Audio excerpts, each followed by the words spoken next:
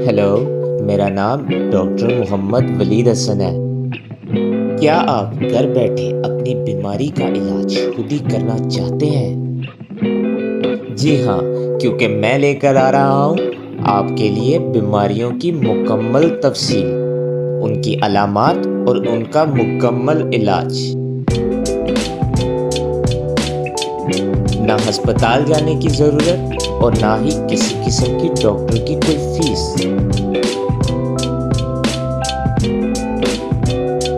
तो अभी मोबाइल उठाइए और YouTube पर सर्च कीजिए जनरल मेडिसिन ओपीडी ऑनलाइन और यूं घर बैठे अपना इलाज खुद कीजिए।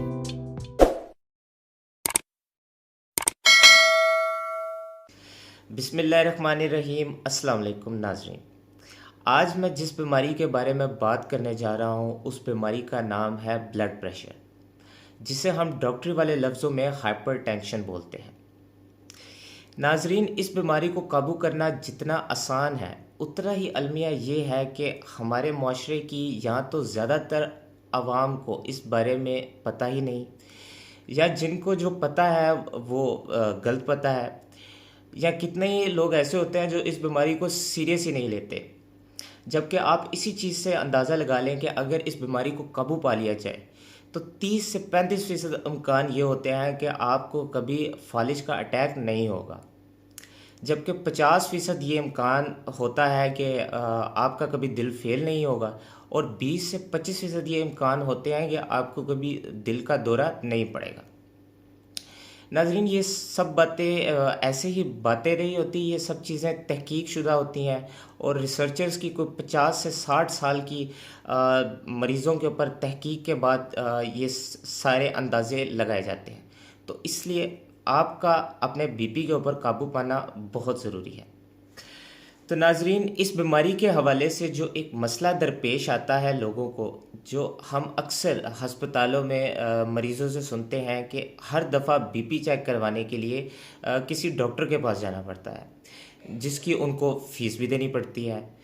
और अक्सर तो जो देहाती इलाके और गांव होते हैं उनमें बीपी चेक करने वाले ऐसे लोग होते हैं जो जिनके पास डॉक्टरी की डिग्री भी नहीं होती, तो उनका कोई अंदाज़ा नहीं होता कि वो बीपी उनका सही चेक हुआ भी है कि नहीं। तो इस इन मसाइल को मद्देनज़र रखते हुए मैं आपका ये मसला आसान करने जा रहा हूँ। मैं आपको बीपी चेक करने का एक ऐसा तरीका बताने वाला हूँ जो कि अमेरिका और यूरोप में अपनाया जाता है, जिससे आप बआसानी घर बैठे अपना बीपी खुद चेक कर सकते हैं और बिल्कुल सही, जो जिस तरह से हम अपने हस्पतालों में चेक करते हैं वैसे ही आप चेक कर सकते हैं। तो नाजरीन, आइए जानते हैं बीपी चेक करने का तरीका। करना क्या है कि आपने इस तरह की एक बीपी वाली मशीन ले लेनी है, जो कि आपको वैसे तो किसी भी मेडिकल स्टोर से बआसानी मिल ही जाएगी, लेकिन कोशिश करें कि लाहौर या किसी बड़े शहर में जहाँ पर इस तरह की चीज़ों की मार्केट हो वहाँ से लें, ताकि आपको ओरिजिनल और अच्छी क्वालिटी में मिले। ये तकरीबन आपको 1500 से 3000 के दरमियान पड़ेगा, जो कि मुनासिब है और बहुत ज़रूरी है हर घर में इस तरह की मशीन होना। फिर इसके अलावा आपने इस तरह की एक चीज़ लेनी है जिसे स्टेथोस्कोप बोलते हैं। ये आपको तकरीबन 1500 से 2000 के दरमियान पड़ेगा। इस 1500 से 2000 के दरमियान जो भी आपको मिल रहा हुआ ले लीजिएगा। ये तकरीबन आपका खर्चा लगभग 5000 के करीब पड़ जाएगा, जो कि बहुत ज़रूरी है ये चीज़ें। इससे आपको फ़ायदा ये होगा कि एक तो जिन लोगों को बीपी का मसला होता है उन लोगों को शुरू में बीपी की तशख़ीस के लिए रोज़ाना बीपी चेक करवाना पड़ता है, तो उनको रोज़ाना किसी और को के पास या किसी डॉक्टर के पास चेक करवाने के लिए जाने की बजाय घर बैठे वो अपना बीपी इन दोनों चीज़ों से बआसानी और बड़े सही तरीके से चेक कर सकते हैं। तो नाजरीन, अब मैं आपको बताने वाला हूँ बीपी चेक करने का सही तरीका। नंबर 1, आपने अपना बीपी किसी मेहनत मजदूरी या काम काज वाली जगह पर चेक नहीं करना, बल्कि आपने अपना बीपी घर बैठे किसी सुकून वाली जगह पर चेक करना है, क्योंकि काम काज या मेहनत मजदूरी वाली जगह पर आपका बीपी मसनूई तौर पर ज़्यादा हो सकता है। नंबर दो, आपने किसी ऐसी कुर्सी पर बैठना है जिसके पीछे टेक हो। जैसा कि ये मेरी कुर्सी के पीछे टेक है, तो कुर्सी के पीछे टेक हो और उस कुर्सी के जो दोनों साइडें हैं उस पर बाजू रखने वाली जगह हो। अगर तो बाजू रखने वाली जगह नहीं भी तो कोई मसला नहीं, क्योंकि आप जो है बेड पर सीधा लेट कर भी अपना बीपी चेक करवा सकते हैं।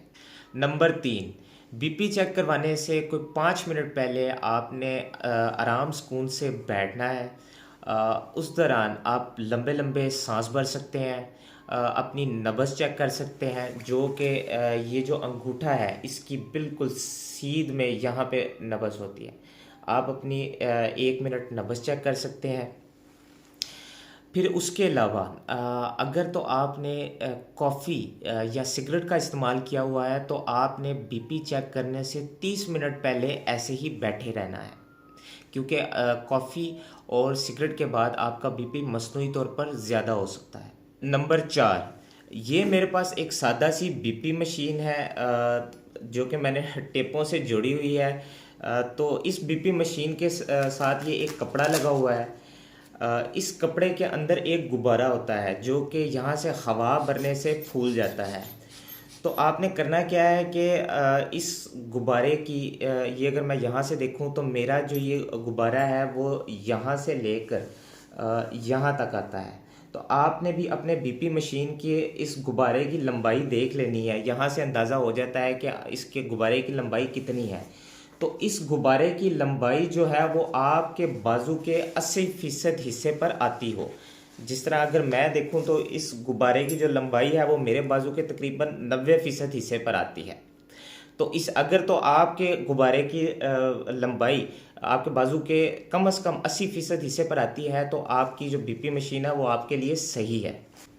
नंबर पाँच, अगर तो आपने कोई मोटी चीज़ जैसा कि स्वेटर, जैकेट या कोई इस तरह की चीज़ पहनी हुई है तो वो आपने उतार देनी है।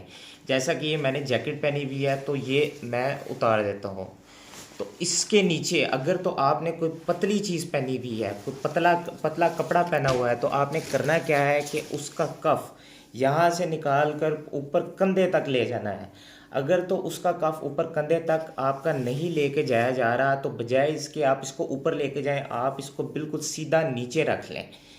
चूँकि मेरा लेके जाया जा सकता है तो मैं इसको पूरा ऊपर ले जाऊंगा। नंबर छः, ये जो दो नालियां हैं, ये आपने अपने बाजू के जोड़ के बिल्कुल सामने रखनी है। और ये जो कपड़े वाला हिस्सा है जिसे हम कफ बोलते हैं, ये आपने अपने बाजू के जोड़ से 2 उंगलियां ऊपर रखना है। और फिर आपने क्या करना है कि इस कपड़े को यहाँ से घुमा कर बंद कर लेना है। तो आपने इसको बंद ऐसे करना है कि ये ज़्यादा टाइट भी बंद ना हो और ज़्यादा लूज़ भी ना हो। तो ये दो चीज़ें मैंने बताई थी कि ये जो नालियाँ हैं ये बाजू के जोड़ के ऊपर रखनी है, ये बाजू का जोड़ है इसके ऊपर रखनी है, और ये जो कपड़े वाला हिस्सा है ये इस जोड़ से 2 उंगलियां ऊपर रखनी है। फिर इसके साथ ये एक मीटर होता है, तो इस मीटर को आपने ये जो अंगूठे वाली साइड है इसके साथ आपने अटैच कर लेना है। तो ये जैसा कि मैंने इस मीटर को अंगूठे वाली साइड पे अटैच कर लिया तो ये मीटर मेरा अटैच हो गया। फिर उसके बाद आपने क्या करना है कि ये जो आपकी स्टेथोस्कोप है इसको आपने कानों पे लगा लेना है। और ये जो इस स्टेथोस्कोप का जो आगे वाला हिस्सा है इसको बेल बोलते हैं, इसको आपने इस तरह करके चेक कर लेना है। अगर तो आपके कानों में आवाज़ आ रही है इसका मतलब है कि ये स्टेथोस्कोप चल रहा है। इस बेल को आपने अपने बाजू के जोड़ के बिल्कुल ऊपर दरमियान में रखना है, या अगर तो आप ये जो छोटी उंगली है इस तरफ थोड़ा सा रख लें तो ज़्यादा बेहतर है, लेकिन ये जो अंगूठा है इसकी सीध में नहीं जाना चाहिए। इसको फिर आप कोशिश करें कि बिल्कुल दरमियान में रखें।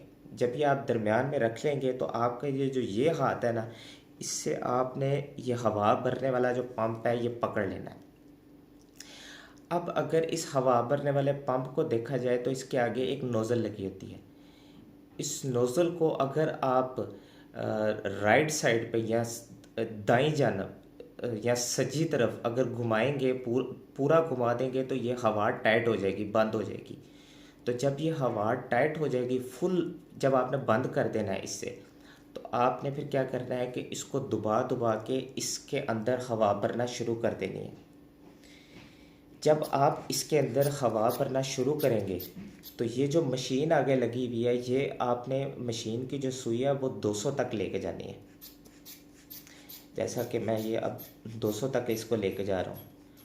जब ये 200 पे चली जाएगी तो ये जो नोज़ल है इसको अब आपने बाईं तरफ या लेफ़्ट साइड पे आपने हल्का सा इसको छोड़ के आहिस्ता आहिस्ता हवा को रिलीज़ करना है।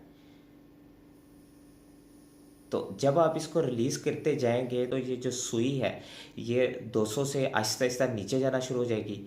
जब ये नीचे जाते जाते जिस जगह पे या जिस पॉइंट पे ये सुई आपको पहली आवाज़ देगी, ये आवाज़ जो है ना आपको इस स्टेथोस्कोप से आ रही है, जिस जगह पर पहली आवाज़ देगी वो आवाज़ आपका ऊपर वाला बीपी होगा।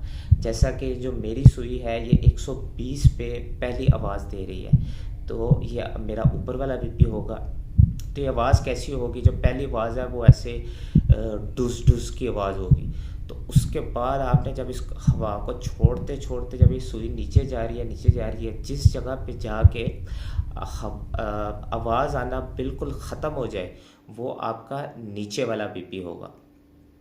तो जैसा कि ये मेरा 70 पे जाके जो आवाज़ आनी मेरी स्टेथोस्कोप पर आनी बंद होगी है, तो ये मेरा नीचे वाला बीपी होगा। तो नाजरीन, ये है बीपी चेक करने का मुकम्मल तरीका। अगर आप इसी तरह स्टेप बाय स्टेप ये वीडियो देखकर मुझे फॉलो करते जाएंगे तो आप अपना बीपी बिल्कुल एक्यूरेट चेक करेंगे। अब आपने करना क्या है कि बिल्कुल इसी तरह अपने दूसरे बाजू का बीपी चेक करना है। तो आइए दूसरे बाजू में बीपी भी चेक करते हैं ताकि आपका ये स्टेप दोबारा दोहरा लिया जाए। तो आपने सबसे पहले क्या करना है कि आपने इसका पूरा ऊपर ले जाना है। ये जो दो नालियां हैं ये आपने अपने जो बाजू का जोड़ है इसके बिल्कुल आगे रखनी है। ये मैंने इसके आगे रख ली। और ये जो कफ है इसको आपने बाजू के जोड़ के 2 उंगलियां ऊपर रखनी है। इसको आपने कफ को इस तरह घुमा के बंद कर देना है। ये बंद हो गया। फिर उसके बाद ये जो मीटर है, ये जो मीटर है इसको आपने अपनी जो अंगूठे वाली साइड है इस तरफ इसका जो कफ है इसके साथ जोड़ लेना है। फिर जोड़ने के बाद ये जो आपका पंप है ये आपने अपने इस हाथ में पकड़ लेना है। फिर ये जो आपकी स्टेथोस्कोप है इसको आपने कानों में लगा लेना है। और फिर ये जो इसका आगे बेल है इसको आपने बिल्कुल इस बाजू के जोड़ के ऊपर रख लेना है। और फिर इस हाथ से आपने क्या करना है कि इस नोज़ल को पूरा दाएं जानब इसको घुमा के टाइट कर देना है। फिर टाइट करने के बाद आपने इसमें हवा भरते जाना है और इस सुई को 200 तक ले जाना है। जब ये सुई 200 तक चली जाएगी, ये जैसा कि मेरी 200 तक चली गई है, तो इस नोज़ल को आपने आहिस्ता आहिस्ता छोड़ना शुरू कर देना है। जब हवा निकलना शुरू हो जाएगी तो जिस जगह पे आपको सबसे पहली डुस डुस की आवाज़ आएगी वो आपका ऊपर वाला बीपी होगा जिसको सिस्टोलिक बीपी बोलते हैं।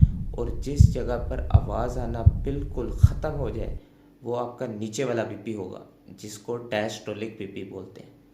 तो इस तरह करके आप बआसानी अपना बीपी खुद चेक कर सकते हैं। नाजरीन, दोनों बाजुओं में बीपी चेक करने का मकसद क्या होता है कि अगर आपका दोनों बाजुओं में बीपी का फ़र्क 15 या 15 से ज़्यादा आ रहा है तो आपने करना क्या है कि दोनों बाजुओं में बीपी दोबारा चेक करना है। और दोबारा चेक करने पर फिर दोनों बाजुओं के बीपी में फ़र्क 15 या 15 से अगर ज़्यादा आ रहा है तो इन दोनों में से जिस बाजुओं में बीपी ज़्यादा होगा वो आपका असल बीपी होगा। फिर इसके अलावा अगर तो आपका बीपी 140/90 है, 140/90 से मुराद है कि 140 आपका ऊपर वाला बीपी और 90 नीचे वाला बीपी, अगर तो इतना है या 140/90 से ज़्यादा है तो फिर आपने क्या करना है कि उसी बाजू में जिस बाजू का बीपी 140/90 है उसमें दोबारा बीपी चेक करना है। और दोबारा चेक करने पर अगर आपका बीपी कुछ और आ रहा है, जैसे कि अगर फ़र्ज़ करें 150/90 आ रहा है, फिर आपने क्या करना है कि तीसरी बार चेक करना है। और तीसरी बार चेक करने पर अगर आपका फिर 130/80, फ़र्ज़ करें 130/80 आ रहा है, तो जो आखिरी 2 बार आपने चेक किया है इसमें से जो सबसे कम वाला बीपी होगा, जैसा कि 130/80 सबसे कम वाला था, तो ये आपका असल बीपी होगा। लेकिन अगर तो आपका दोनों बाजुओं में बीपी का 15 या 15 से ज़्यादा फ़र्क भी नहीं आ रहा और आपका जो बीपी है वो 140/90 या उससे ज़्यादा भी नहीं है, मतलब उससे कम है, तो फिर आपको ये सब करने की ज़रूरत नहीं है। आपने सिंपल क्या करना है कि दोनों बाजुओं का बस बीपी लेना है और वो आपका असल बीपी होगा। तो मैं दोबारा दोहरा देता हूँ सारी सारी बात। अगर तो आपने दोनों बाजुओं का जो बीपी लिया है वो उसका 15 या 15 से ज़्यादा फ़र्क आ रहा है, तो आपने क्या करना है कि दूसरी बार दोबारा दोनों बाजुओं का बीपी लेना है। फिर अगर आपका 15 या 15 से ज़्यादा फ़र्क आ रहा है, तो जिस बाजू का बीपी आपका ज़्यादा है वो आपका असल बीपी होगा।